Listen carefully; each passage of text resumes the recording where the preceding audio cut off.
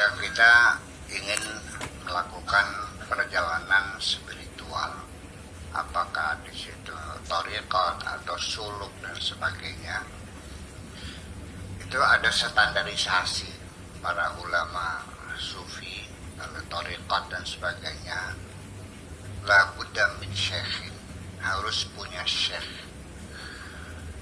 Sehingga muncul beberapa hadis-hadis Nabi yang ya mungkin hadis, mungkin juga pepatah ulama, man ta'allama bi ghairi syekhin fa syaikhuhu syaitan.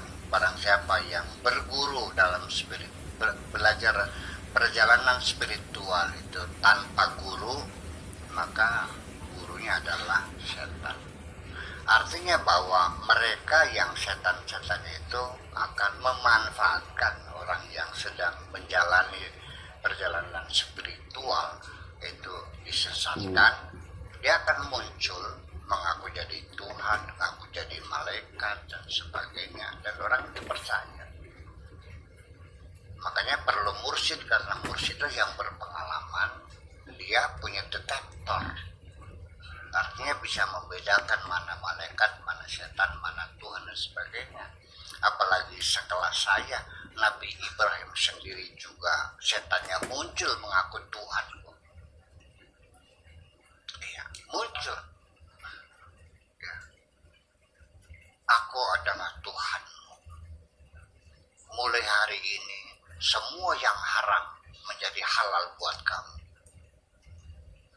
Ana rabbuka. Faqad ahlaltu lakal muharramat. Aku adalah Tuhanmu. Mulai hari ini semuanya menjadi halal. Sayyidina Ibrahim logikanya berjalan. Mana mungkin masa Tuhan bilang begitu? Ini setan. Ambil batu dilempar kan gitu.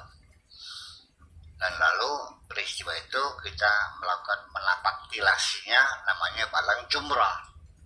Kayak itu. Seperti itu, hanya lapak tilas, ya, tidak melempar setan, nggak bakal kena. Setan nggak bakal kena, ya kan? Bagaimana bisa kena? Tetapi artinya bahwa seringkali banyak orang disesatkan oleh setan dalam menjalani perjalanan spiritual itu, sampai dia mengklaim ketemu Jibril, padahal mah setan. Ketemu dengan Tuhan dan sebagainya, itu semuanya setan. Itu mereka bekerja siang malam untuk menggoda kita. Makanya berhati-hatilah ketika kita masuk ke dalam wilayah spiritual. Itu saja persoalannya, berhati-hati. Jangan terburu-buru percaya. Di samping setan juga mungkin saja itu halusinasi dari diri kita sendiri. Iya. Sebab dalam teorinya halusinasi itu adalah satu gambaran yang muncul dalam pikiran kita, yang kadang-kadang kita melihatnya seperti physically kita ada di hadapan kita. Ya, itu halusinasi. Artinya tidak ada perangsangnya, tapi indera kita menangkap ada sesuatu. Seperti melihat tikus segede gajah. Ya kan begitu, melihat ular, melihat hantu. Ternyata dia suhu darahnya itu udah 45 dalam keadaan panas. Itu terjadi ada saraf yang konslet di otaknya, sehingga muncul gambaran-gambaran sifatnya halusinasi yang sebetulnya tidak ada.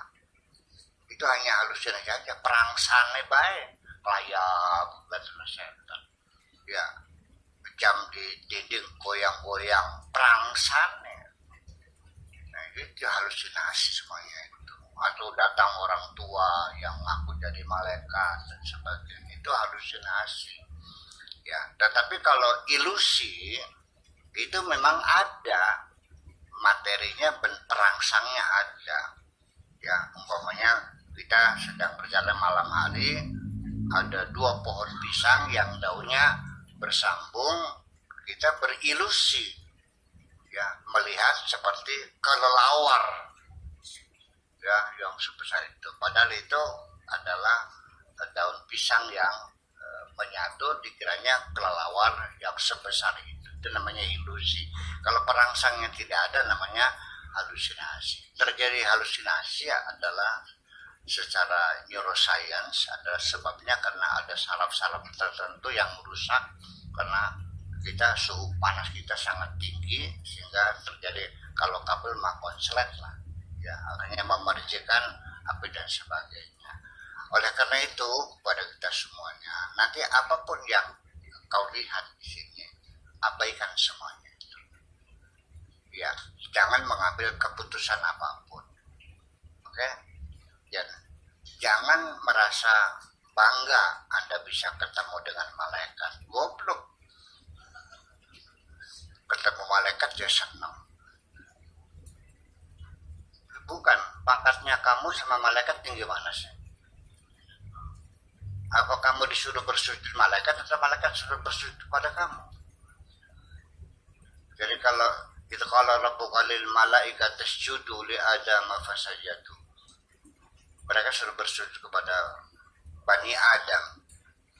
Bahkan sebelum kita terlahir dari perut ibu, ketika masih dalam perut ibu, Allah sudah menyuruh para malaikat suruh bersujud kok. Wa idza sawaitu wa nafakhtu fihi min ruhi faqa'u lahu sajidin. Malaikat sudah disuruh bersujud kepada kita ketika kita masih berbentuk embrio, yaitu usia 4 bulan sudah ditiupkan roh dari Tuhan. Malaikat. Jadi siapa yang pangkatnya tinggi? Mungkinkah ada seorang jenderal seneng banget ketemu sama kopral? Jadi artinya bahwa kamu nggak paham, kamu di jenderal, ngapain berbangga-bangga? Apalagi mending malaikat punya jin gorong-gorong, rasanya paling sakti sendirian, hanya bikin repot aja kok. Ya tiap hari minta makan tapi kerjanya nggak bisa. Iya, inna rijalan minal insi ya'uduna bi rijalin minal jinni fazaduhum rahaqa. Orang yang meminta-minta sama jin itu nggak ada manfaatnya kok, hanya membuat lelah saja. Dipegel baik, maka tinggal jinnya kerja lebih bisa. Kerja makan tiap hari kita kasih makan, yaitu dengan menyan segala macam. Ya, tapi ketika suruh ngambil duit juga nggak bisa. Iya kan, seperti itu. Jadi nanti pada ujungnya ada banyak kemungkinan. Ya bisa malaikat beneran, bisa setan ngaku malaikat, bisa setan ngaku jadi Tuhan, bisa halusinasi, bisa ilusi, dan itu semuanya kemungkinan. Tapi saya tidak akan menuduh siapapun. Tetapi yang jelas bahwa kita umat Islam itu ada standarisasi ketika menjalani perjalanan spiritual, itu perlu ada pemantauan khusus dari sang guru namanya syekh, atau istilahnya adalah mursyid. Dan bapak-bapak juga saya mohon maaf bahwa dulu saya ikut puasa ikutan 40 hari. Kalau yang saya bimbing itu seminggu nggak makan, nggak minum, nggak tidur, saya juga di sampingnya akhirnya di hutan bersama-sama, ya nggak makan juga, nggak minum juga, nggak tidur juga seminggu, dan seterusnya. Nah sekarang saya sudah tidak bisa lagi mumpuni, ya saya paling ya sehari 2 hari nanti saya sini lagi gitu aja.